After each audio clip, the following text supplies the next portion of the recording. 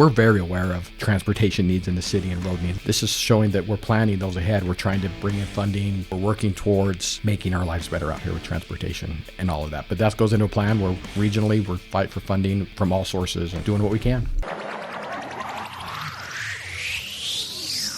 Welcome to Herrimanology, the official podcast to keep up with Herriman City. We'll take you inside the city, explore the latest news and updates, show you how your government operates, and discuss the issues that affect us all. Now, here are your hosts talking all things Herriman on Herrimanology. All right, welcome to Herrimanology. It is Thursday, July 3rd, best month of the year, in my opinion. Hey, it's my birthday month. I'll take it. It's my birthday month, too. Shut up. Granted, mine's the last day of the month. Okay. Trade deadline in Major League Baseball. Probably shouldn't tell everybody my birthday, but I'm sure you can Google it. It's on some creepy website somewhere. But yes. Happy birthday month. Yes, you too. The whole month, even if, when you're working, it still feels like a vacation this month. It does. It's light. It's just like everyone's in a good mood for the most part, except it's super hot some days. Some people are into that. Some people aren't. Well, it's a couple holidays in there that you get off. It's all good. Good times. Good times. Only one council meeting in July. That's true. Maybe that's the reason. That's a good reason, too.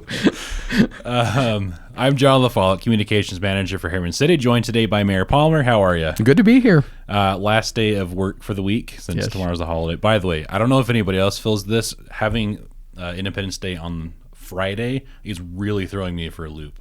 Like it is thrown off Tuesday, Wednesday, and Thursday. I'm getting the days mixed up. My wife feels the same way.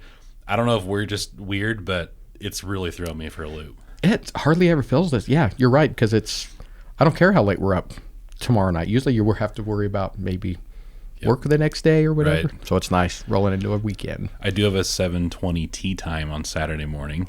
That's important. Golfing. So that's really early after the 4th of July. Yes, it is. Earplugs. Probably why you were able to get it. We sleep with earplugs and fans. It's mostly effective on the 4th of July. But it stinks when there's that 2 a.m. Everybody's trying to be asleep. There's that one punk that just lights off the firework 2 hours after it's allowed, and it wakes everybody up. And we all go to and post about it. Yes. Yes. By the way, speaking of fireworks, it's on everybody's mind. We can't control very much as Herriman City. State law allows fireworks on certain days and times, and we as a city get to pick. We can't totally ban them in the city, but we can pick a few areas that are of extremely high danger and restrict fireworks there. And by restrict, we mean prohibit. Right. Some people don't realize that restrict means not allowed. Right. Does it mean just a little bit? Or it doesn't mean just be smart. I don't know why some people struggle with that concept. Restrict mean like it's prohibited. Yep. Not allowed. Anyway, so we can't ban fireworks. Whether we should or not is an entirely different discussion. It doesn't really matter because we can't. Right. But if you do see someone lighting off fireworks in an empty field with dry vegetation or other places that you know in 2025 is prohibited, call non-emergency dispatch, 801-840-4000. Yep. And honestly, they might take a while to get there. The activity may stop by the time that law enforcement arrives, but they'll get to it at some point. They get a lot of calls. Yeah, everyone's very busy. Yeah, police and fire are very busy that night. A few of our busiest nights. Yes, not one of their favorite nights of the year, but they're out trying to respond as people are celebrating and having a good time. So the vast majority of people are safe and smart. Right. Be one of those people, please. Have your water bucket nearby. Have a garden hose. Light it where it's safe. Don't shoot fireworks at anybody. Like, just don't be an idiot. Don't shoot it out of a car. It turns out. Yes. Draper had a fire last night. Hopefully that's the only one of this weekend. I doubt it will be, but just please be smart. Please be smart. Yes. I actually do like something South Jordan put out, one of our neighbors, that just because it's legal doesn't mean it's smart. Right. To light off fireworks. So I do like that concept. I like fireworks myself, but sometimes it's just not worth it. So yeah, my attitude's changed. I loved them. But man, once I got on council here, every night I'm scared to death. Yep. That I'm scared to death. So please be smart. Yep. If it's windy, I don't know if it's going to be windy, but just look at the weather, It's Herriman. It's always windy. That's a fair point. Anyway, we won't belabor that point. You get the idea. If you want to know where the prohibited, restricted, unlawful areas are, harriman.gov/fireworks, or you can just go to harriman.gov. There's the first thing you see on the page is a big firework banner. Click on that and you can find the map. You can find all the date and time information, things like that. Yep. So, fun 4th of July plans coming up? No, well, going to see Colin Ray tonight. Nice. Again. I think we talked about this on the podcast Yes. last year. So he's coming to Utah, though. He's coming to Plain City, I think, north of Ogden. Nice. Way up there. In the park. Fun concert, free concert in the park up there. So we're going to go see. No idea what to expect, but my wife will not miss Colin Ray in Utah There you go. at a free concert. At a free concert, so you'll probably be joined by some friends. A lot of people, a lot of friends. Nobody will know me up there. That'll be nice. Hopefully. You seem to know someone everywhere you go. We'll see. Anything tomorrow? Just chillaxing? Just relaxing. Yeah, Nice. just a relaxing weekend. Yep. Nice. I'm doing the 5K in the morning down in Provo. Nice. For their festival down there. Yeah. So I've just suddenly made a personal tradition of it for the last 7 years. Wow, that's great. I don't like running. I rarely run outside of a game environment, except for the 4th of July 5K. I don't know what's wrong with me, but Wow. I just do it because Really cool. I'm dumb like that. But some people really like running. So speaking of running, actually, if you do like running, Good segue. I like it. you may have heard of America 250, which is a nationwide celebration of 250 years of the United States of America. Over the next year, between this 4th of July and next 4th of July in Herriman, you can do what we're calling the Stars and Strides. Love it. Do you see the pun there? I like it. Shout out to Mitch for that one. But you can, over the next year, if you want to run 250 miles or 50 miles or 13 miles, you can get a medallion. You can get a t-shirt and a hearty pat on the back. And just kind of a fun way to celebrate America. So every state in the country has their, in Utah, it's America 250 Utah. And then most communities within every state will have something. So we may have more coming up throughout the year to celebrate America 250, but we're at least starting with this, and that starts tomorrow. It starts 4th of July. So if you like running, or if you're looking for a reason to run, I think I'll do the 13 miles. sounds great. Just do a Let's see if I can get out of the way next weekend. jog 100 yards at a time. Baby steps. So yeah, harriman.gov. You can see stuff on our social media. We'll post it a few times, but if you're interested, that starts tomorrow. But just a fun, Have fun. That's fun great. way to do that. Love it. Even if you don't run, you can get a t-shirt. So Love it. last Friday, we had a big day in our community. We had the groundbreaking for the Commons at Herriman Town Center. We've talked about it on the podcast a few times. Seems like the community's starting to get some wind of it. So, but a big day. There's a big commercial, technically mixed use development. Most of that space is going to be commercial. Correct. A key spot, and that's been something that's been in the works for a long, long time. Finally hit a big checkpoint with the groundbreaking last Friday. Right. We're excited. It's going to have some, fantastic tenants that we cannot announce yet. We're excited about some options coming there, some people looking there, but we're excited. I mean, it's going to be a great gathering space, a great opportunity for more restaurants, more retail. Just going to be a great opportunity for this city. It's what we've been working for. We've heard residents loud and clear. It's not. We've always known that, right? But this takes time, right? These things, Mountain View Village took years too to come to fruit. These things do take time, so it's fun to be at this next step where we can breaking ground. And they're hoping to be completely done and out, in 2 years. About 24 months is when that whole thing should be up and running. So. And an interesting thing about this project, it's not a city project, so we can't force them to do much of anything, but they have said that they plan to do everything all at once. So rather than like a building or two here and then wait a couple of years, do the next phase and then the next phase, they're talking about doing it all at once and just having it just kind of open, at least in a geological timeline, all at the same time.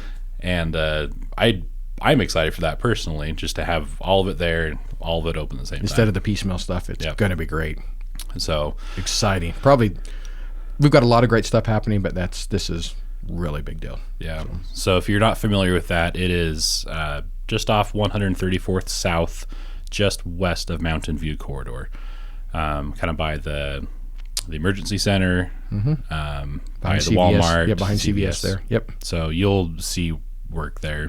They're moving dirt right now. Oh, nice. They started moving dirt yesterday. I haven't been out there since Friday, so Yep. already making progress. Yep. And last thing right now is the public input stage for a couple of city master plans. So every several years, the city will update its master plan for a variety of topics. Right now, we're working on our parks master plan, parks, trails, open space, and we're also working on our transportation master plan. In this case, that's pretty much just roads for the most part. Right. So it's maybe a good time to talk about the difference between a plan and a concept and funding and construction. Those are all totally different phases. The plan is kind of, this needs to happen at some point. The data that we have suggests that we need to have this improvement or this road or whatever in this area within this rough time frame. Right. When it gets closer to that and the I guess the trigger starts to happen, that thing needs to go in, then you'll start working on a concept, which is kind of a high level, overview of the project. Then you design it, and then you get funding, and then you can construct. So all very different phases. But right now we're going over our master plans for those two areas, and right now is a time for community feedback at a time that it really matters that you can help shape these plans. Absolutely. And please comment on this stuff. I mean, you'll talk about that, but please, we need input, right? We try to keep our eyes on everything. We do, but we don't drive the same roads we don't drive all these roads. So please comment, help us make our community better together. So you can find links to those. Let me back up. I didn't even mention this. Both consultants for the parks master plan and the transportation master plan have set up web pages where the public can go kind of understand what's going on, what these plans are. And we're in the year 2025, so we have some cool technology. You can go find an interactive map of the city and all these things, and you can just click on the map, make a comment about this specific spot on the map, and that gets kind of loaded into the whole project, and the project team can review all those and take those comments into account. Right. They don't just go into the nowhere. Right. They are received on the back end and considered as we make these plans. Yep. And then I think it's important to note once this is created and adopted by the city, it goes into regional plans that are also I'm fascinated. This is one of my favorite things, and I know this is a little bit of a tangent, but we sit on a lot of these committees. We've talked about these, and one of them is the Wasatch Front Regional Council, and they've got interactive maps galore. They've got so many, but one is on there. It's the Wasatch Vision Plan that you can go to wfrc.org and look at their plan, and that shows all the future projects that have come together from all the cities and how we work together. But you can get on there and see where roads are coming down the road, see where things are planned. You could see that I keep talking about social media today, but we see these comments and people think that we're not. Like, we're very aware of transportation needs in the city and road needs. We're very aware, and this is showing that we're planning those ahead. We're trying to bring in funding. This commercial project will help with that kind of stuff. We're working towards making our lives better out here with transportation and all of that. But that goes into a plan where regionally we're fight for funding from all sources and doing what we can. Yeah, and same thing on the park side. There are a lot of funding avenues that require that such and such plan or site has to be on an adopted master plan. Correct. And this is us going through that process to make the master plan. And it's a lot better plan if the whole community is involved and not just staff members. Absolutely. We have a lot of experts. We have a lot of people who are really knowledgeable about how things work, but sometimes you just need a separate set of eyes and just, combine minds together. And you live out there every day. Yep, absolutely. And you know what the needs are. So chances are the city and the community probably are on the same page with the vast majority of things, but there might be a few things here and there that we really need the input on. So Herriman.gov. You can go find both of those, and we'll try to to push that out a little bit more over the summer too. Love it. The public input period's probably realistically only a few, I won't say a few weeks, but it's not very long. It's not just the whole year. That there's a phase where we accept public input, and then we combine the input and the data and make all these plans. So it's not a forever window that Right. the input is. Because we need to get the plan going too. Yeah. Yeah. So Yep. happy 4th of July, Independence Day, America weekend. Here we go. Enjoy the fireworks. Fingers crossed that they don't land where they shouldn't land. Absolutely. Please be safe. If you see anyone not being safe, call 801-840-4000, non-emergency dispatch, and they may have a long hold time depending on how things are going. Right. Thank goodness it rained yesterday. That did help. I missed the whole rainstorm. I was in here, but I could hear it through the roof. It was crazy. That was Needed like though. rain. Oh, so Yes. needed. Yep. So anyway, please be smart. Happy weekend coming up. Happy Independence Day, everybody. Yep. Thanks for coming in on a light Friday in the office. Thank you for listening and watching, and we'll catch you next time.